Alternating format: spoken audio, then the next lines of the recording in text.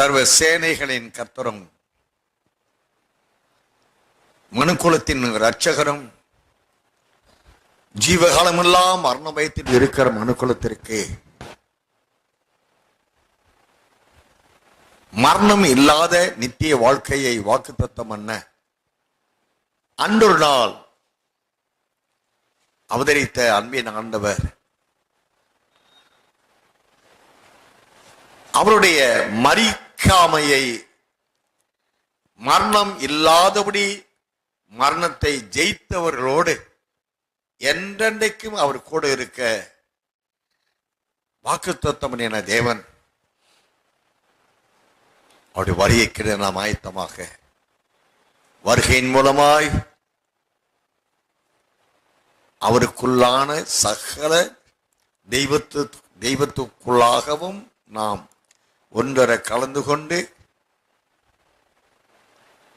தேவதூதகணங்களோடு சேர்ந்து அன்பு பிதாவை ஆராதிக்கும் சலாக்கியத்தை பெற்றுக்கொள்ள இந்த நாட்களிலே அன்பின் ஆண்டவர் அதற்கு நாம் அடைய வேண்டிய ரட்சிப்பை குறித்து முடிவான ரட்சிப்பை குறித்து கடந்த பல மாத காலமாக அன்பின் ஆண்டவர் நம்மோடு பேசி வருகிறார். அதை அருளும்படியாக அவருடைய பிறப்பிலும் அதை அறிவிக்கப்படுகிறது. அவர் பிறப்பதற்கு முன்பாகவே அநேக தீர்க்கதரிசிகளை கொண்டு ஆகமங்களின் மூலமாய் அவர் என்றென்னைக்கு நிலைத்து நிற்கும் இரட்சகர் என்றும் அறிவிக்கப்பட்டிருக்கிறது. இந்த நாளிலும் அருமை இரட்சகர் அன்றொரு நாள் பிறந்த பிறப்பை குறித்த சக்திகளை நாம் தியானம் செய்து அப்படி வரிக்கு ஆயத்தமாக நம் தேவன் நமக்கு இறக்கச் செய்வாராக. கர்த்தருடைய பிள்ளைகளே, நாம் வாசித்த மத்திய 24ஆம் அதிகாரம் 13வது வசனத்தில் முடிவு பரிந்தும் நிலைநிற்பவனே ரட்சிக்கப்படுவான் என்று முடிவான காலத்தை குறித்து நாம் 3ஆம் வசனம் முதல் 14ஆம் வசனம் முடியுள்ள வேத வசனங்கள் வழியாய் நாம் அறிவிக்கப்படுகிறோம். முடிவான காலத்திற்கு என்றதான ரட்சிப்பை தேவன் ஒரு கூட்டத்தாருக்கு அவர் வைத்திருந்து கொடுப்பதாக நாம் அறிய முடிகிறது. அந்த ரட்சிப்பை கொடுக்கும்படியாக அருமை இரட்சகராக உலகத்தில் பிறந்தார். அவர் பிறப்பின் மூலமாய் உலகத்தில் சகல ஜனங்களுக்கும் இந்த சந்தோஷத்தை உண்டாக்கும் நற்செய்தி என்னவென்றால், லூக்கா சுவிசேஷம் 2ஆம் அதிகாரத்தில் 9-10 வசனம் வாசிங்க.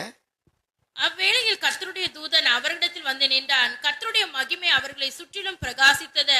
அவர்கள் மிகவும் பயந்தார்கள். தேவதூதன் அவர்களை நோக்கி, பயப்படாதிருங்கள், இதோ எல்லா ஜனத்துக்கும் மிகுந்த சந்தோஷத்தை உண்டாக்கும் நற்செய்தியை உங்களுக்கு அறிவிக்கிறேன்.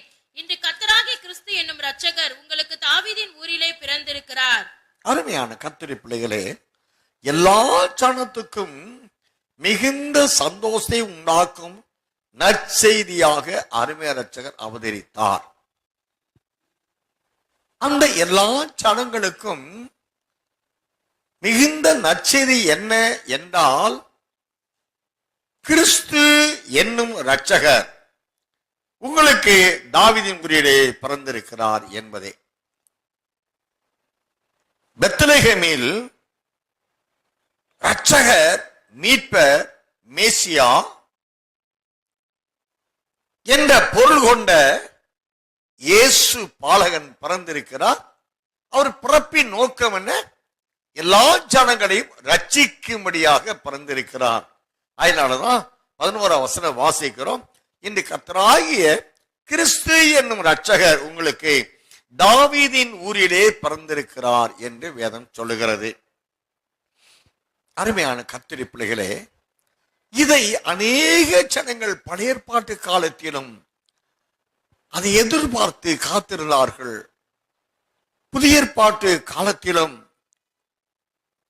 அதை எதிர்பார்த்து காத்திருந்தார்கள். வேதத்திலே நாம் வாசிக்க முடிகிறது.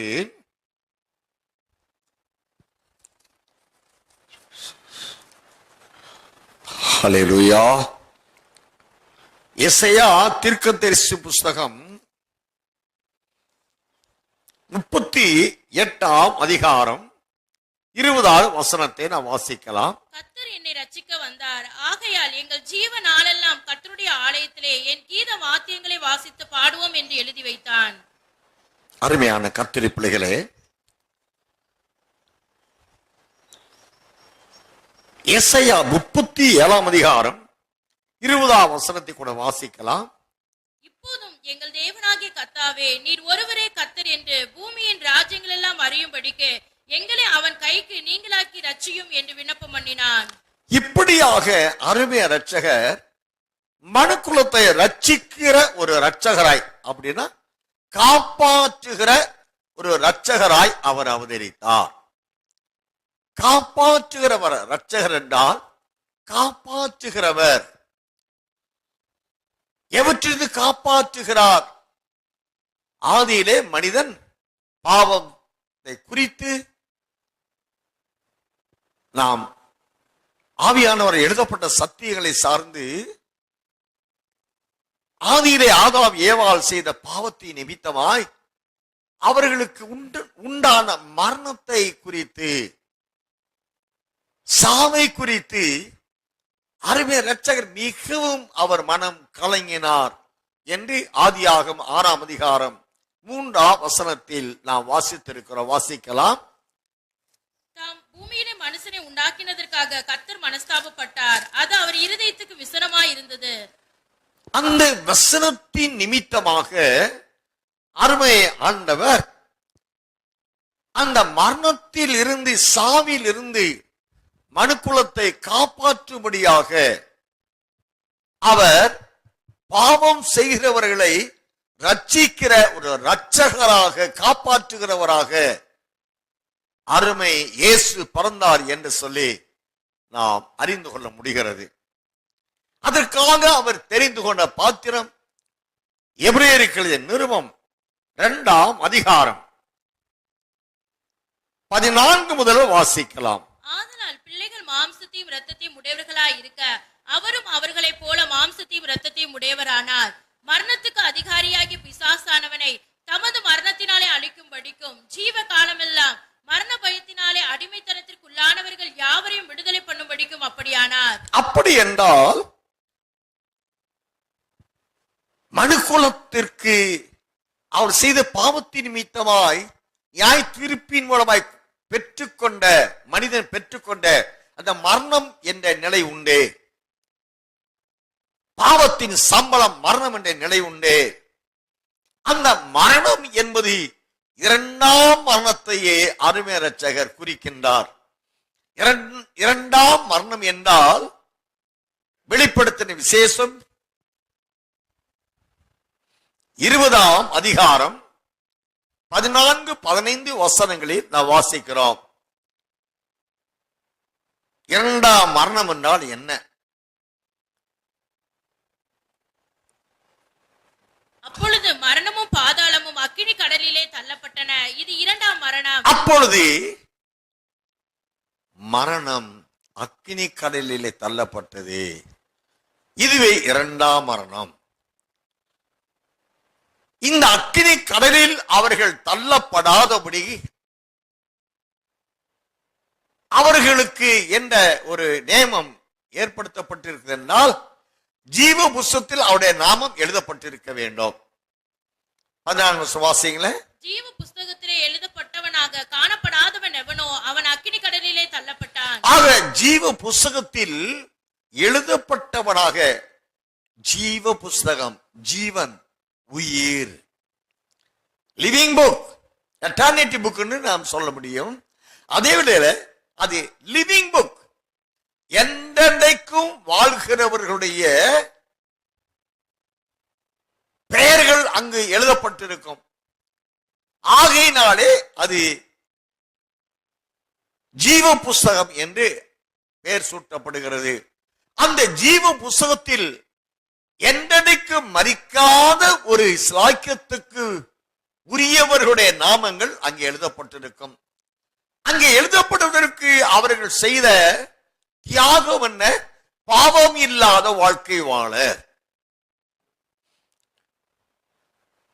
பாவம் இல்லாத வாழ்க்கை வாழ்கிறவர்களுக்கு ஆண்டவர் பரிசுத்தர் என்று ஏற்றுக்கொண்டு அவர்கள் என்றைக்கும் மரிக்காத ஒரு வாழ்க்கைக்கு சுதந்திரவாளிகள் என்பதற்காக அந்த ஜீவ புஸ்தகத்தில் அவருடைய நாமம் எழுதப்படுகிறது.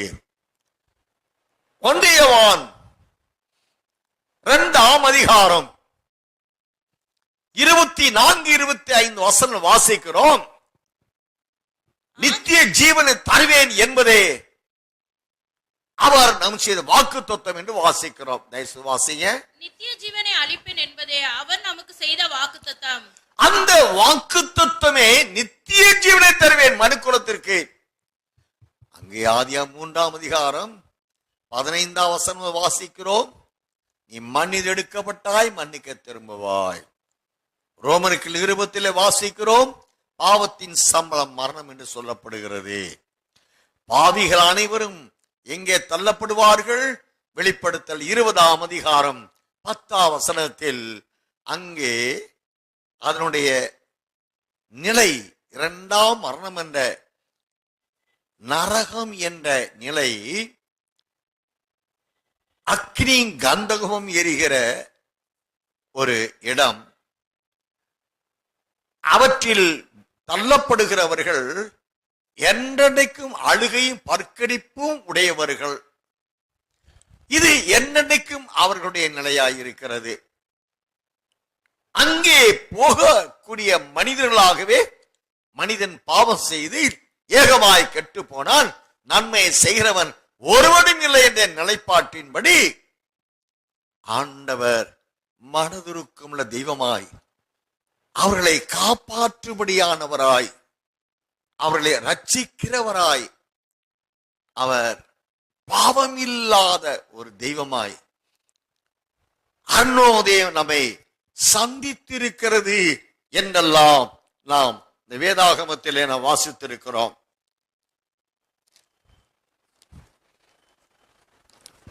ஒரு இரட்சகர் நமக்காக பிறந்திருக்கிறார். விடிவெளி நட்சத்திரம்